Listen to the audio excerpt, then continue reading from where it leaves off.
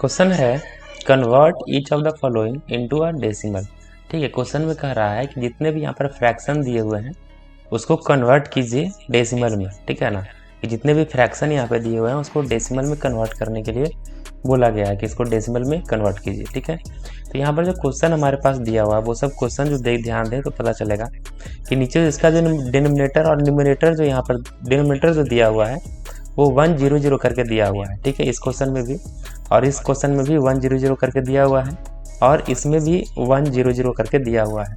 ठीक है, तो वैसा क्वेश्चन जिसका डिनोमिनेटर 100 करके दिया रहे उसको बहुत आसानी से डेसिमल के अंदर कन्वर्ट किया जा सकता है। ठीक है, तो यहाँ पर क्वेश्चन जो दिया है 23/10 दिया हुआ है, इसको कन्वर्ट करना है डेसिमल में कि डेसिमल में इसको अगर चेंज करेंगे तो क्या होगा।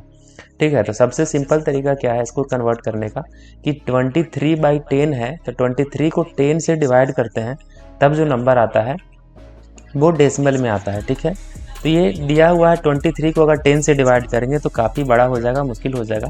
तो इसका एक ट्रिक होता है करने का कि न्यूमरेटर में जितना भी लिखा हुआ उसको यहाँ पर लिख देंगे। 23 है तो इसको 23 लिख देंगे यहाँ पर, और कहता है नीचे डिनोमिनेटर में 1 करके 1 के बाद जितना भी जीरो हो उतना डिजिट काउंट करके डेसिमल देना होता है। तो यहाँ पर 23/10 है तो 10 मतलब यहाँ पर एक जीरो दिया हुआ है। ठीक है, तो एक जीरो दिया हुआ है तो इधर से वंस टेंस करके काउंट करेंगे, एक डिजिट है तो वंस करके एक डिजिट काउंट हुआ और इसके बीच में यहाँ पर जो है डेसिमल दे दिया जाएगा, यानी कि 2.3 जो है ये डेसिमल में कन्वर्ट करने के बाद हो जाएगा। ठीक है, अगला क्वेश्चन देखें तो इसी तरीके से 167 दिया हुआ है तो इसको लिख देंगे 167। ठीक है, और नीचे 1 के बाद 2 जीरो यहाँ पर दिया हुआ है तो इधर से काउंट करेंगे 2 डिजिट और काउंट करके यहाँ पर डेसिमल दे देंगे, मतलब 1.67 हो जाएगा ये डेसिमल में कन्वर्ट करने के बाद।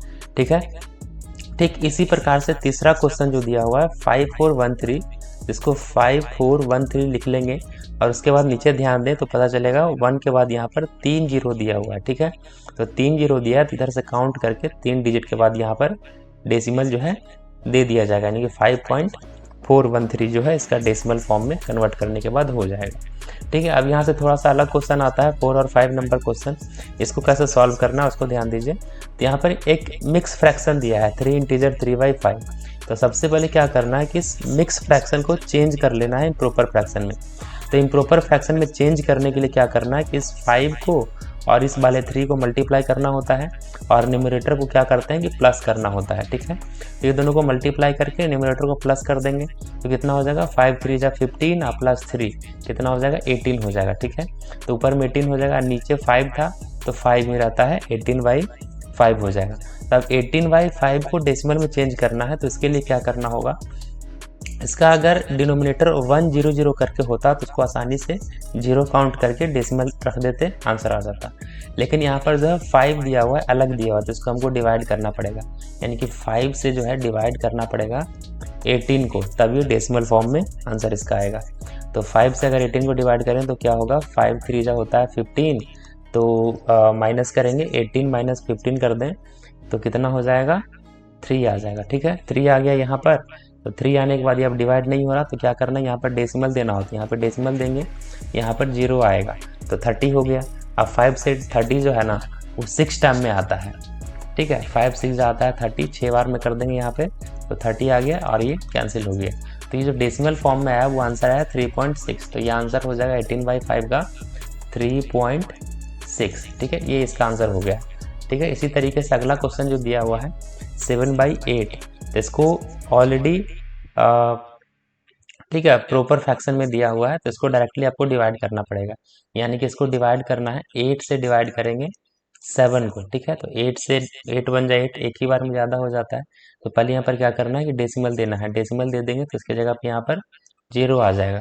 ठीक है, तो डेसिमल दे दिए तो यहाँ पर 70 बन गया, तो 70 बन गया तब कितने बार में लगेगा, तो ये लग जाएगा 8 बार में। 8 8 जब होता है 64, डिवाइड करना आपको आता होगा तो 64 यहाँ पे आ गया, 70 में से 64 को माइनस कर देंगे कितना आ जाएगा, तो यहाँ पर आ जाएगा 6 आ जाएगा। ठीक है, तो 6 अगर यहाँ पे आ गया तो फिर से यहाँ पर 8 बन जाए 8 होता है, ये 6 से ज़्यादा है तो यहाँ पर फिर से एक 0 आ जाएगा, 0 आ जाएगा तो ये 60 बन गया। तो अब यहाँ पे डिवाइड हो जाएगा 7 टाइम में। ठीक है, तो 7 टाइम्स में कितना होगा, 8 से बन जाता है 56, तो 56 अगर इसमें माइनस करें 60 में से तो क्या आ जाएगा, ये आ जाएगा यहाँ पर आ जाएगा 4। ठीक है, तो 4 आ गया, तो यहाँ पर क्या करना है कि 0 लगेगा, फिर से डिवाइड नहीं हो रहा, तो यहाँ पे 0 देंगे तो ये हो जाएगा 40। अब 40 हो गया तो 8 से 5 टाइम में 8 5 जा 40, ठीक है, ये कैंसिल हो गया। डेसिमल में कितना आ गया, 0.875 करके आ गया, तो इसके आगे यहाँ पर 0 लगाना है, 0 पॉइंट हो जाएगा 875, ये हो जाएगा आंसर, ठीक है। तो इस तरीके से ऐसा अगर क्वेश्चन रहे जिसको फ्रैक्शन से डेसिमल में चेंज करना हो, तो उसको आसानी से इस तरीके से कन्वर्ट कर सकते हैं, गलत नहीं होगा, ठीक है। एक जेन्युइन तरीका है, सही तरीका है इस तरीके से कन्वर्ट करने का, ठीक है। तो अगर वीडियो पसंद आया तो वीडियो को लाइक करिए, चैनल को सब्सक्राइब करिए और दोस्तों के साथ भी शेयर कीजिए। Thank you.